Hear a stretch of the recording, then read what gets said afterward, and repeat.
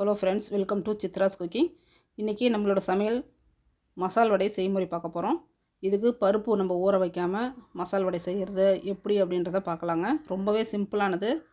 இந்த 2 பொருள் இருந்தால் போதும், நம்ம டக்குன்னு மசால் வடை செய்து வர கெஸ்ட்டுக்கு உடனே கொடுக்கலாம். அந்தளவுக்கு ஈஸியான ஒரு ரெசிபிங்க. எல்லார் வீட்லேயும் இருக்கக்கூடிய ஒரே பொருள் தான். அந்த பொருளை வச்சு தான் இன்றைக்கி நம்ம இந்த மசால் வடை செய்ய போகிறோம். டேஸ்ட்டு ரொம்பவே நல்லாயிருக்கும். இது செய்முறை எப்படின்றதை பார்க்கலாமாங்க. தேவையான பொருட்கள்: கடலை மாவு 1 கப்பு, அவல் 3/4 கப்பு அளவுக்கு எடுத்துக்கோங்க. ஒரு கேரட் 1 எடுத்துருக்கேன். கொஞ்சமான அளவு இஞ்சி, பூண்டு, ஜீரகம் 1 டேபிள் ஸ்பூன் அளவுக்கு, வெங்காயம் 3, கொத்தமல்லி கொஞ்சம், காரத்துக்கு பச்சை மிளகாய், பொரிப்பதற்கு ஆயில், உப்பு,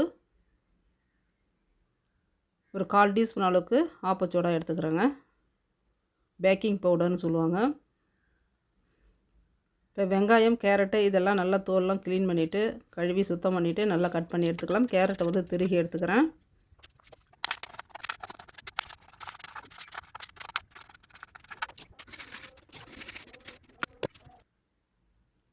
இப்போ கடல மாவு நல்லா ஜலிச்சு எடுத்துக்கலாங்க. அதில் ஜீரகம், உப்பு, பேக்கிங் பவுடர் எல்லாம் சேர்த்தாச்சு. இஞ்சி பூண்டு விழுது நல்லா இடிச்சிட்டு கட் பண்ண வெங்காயம், பச்சை மிளகாய், கேரட்டு, கொத்தமல்லி தழை எல்லாம் போட்டாச்சு. அவல் மிக்சியில் நல்லா உடச்சிட்டு அதன் பிறகு அதில் சேர்த்துக்கலாம். இப்போ மாவு நல்லா கலந்துட்டு லைட்டான அளவுக்கு தண்ணி தெளித்து மாவு நல்லா பிசைஞ்சு எடுத்துக்கோங்க. நம்ம வடை தட்டுற அளவுக்கு கெட்டியாக இருந்ததுன்னா கரெக்டான அளவில் இருக்கும்.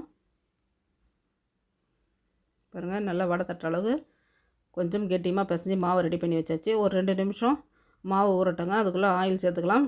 ஸ்டவ்வில் கடாயை வச்சுருக்கேன். ரீஃபண்ட் ஆயில் ஊற்றிருக்கேன். இப்போ நம்ம மாவு தட்டும்போது வாழை இலை அப்படி இல்லை அப்படின்னா ஆயில் பேப்பரு, நான் பட்டர் பேப்பர் இருந்துச்சுங்க, அதில் தட்டி போட்டுட்டேன்.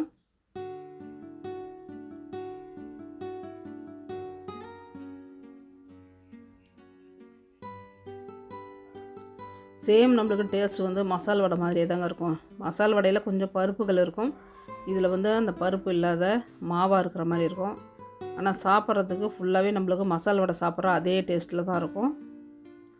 உங்களுக்கு நல்லா மொறுமொறுப்பாக தேவை அப்படின்னா நீங்கள் ரவை அப்படி இல்லை அரிசி மாவு சேர்த்துக்குங்க. டேஸ்ட் இன்னுமே நல்லாயிருக்கும். எனக்கு சாஃப்டாக இருந்தால் கொஞ்சம் நல்லாயிருக்கும் அப்படின்றதுனால நான் அவல் சேர்த்துருக்கேன்.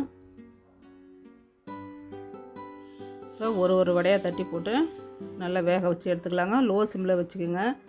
ரொம்ப ஹையில் வச்சு வேக வச்சோன்னா கரிஞ்ச மாதிரி ஆகிடும்.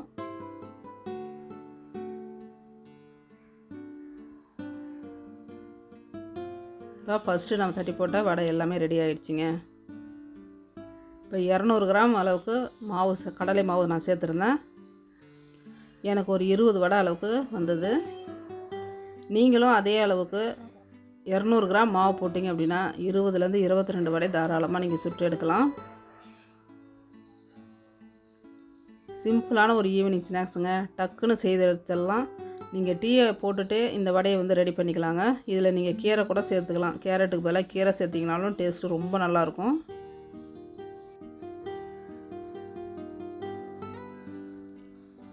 இப்போ 2வது பேட்சும் ஃபுல்லாக தட்டி போட்டு நல்லா வேக வச்சு எடுத்தாச்சுங்க.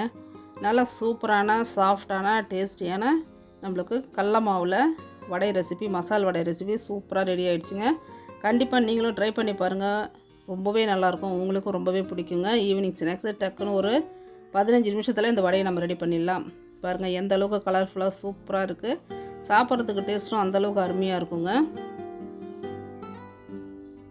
குழந்தைங்கள்லேருந்து பெரியவங்க வரைக்குமே ரொம்ப விரும்பி சாப்பிடுவாங்க. அந்தளவுக்கு அருமையான ஒரு மசால் வடை இன்றைக்கி பார்த்தாச்சு. கண்டிப்பாக நீங்களும் வீட்டில் ட்ரை பண்ணி பாருங்கள். இந்த வீடியோ உங்களுக்கு பிடிச்சிருக்குன்னு நினைக்கிறேன். பிடிச்சிருந்ததுன்னா லைக் பண்ணுங்கள், ஷேர் பண்ணுங்கள், சப்ஸ்கிரைப் பண்ணுங்கள். என்னோடய சேனலை தொடர்ந்து பாருங்கள். தேங்க்யூ. நாளைக்கு வேறு ஒரு வீடியோவில் பார்க்கலாம்.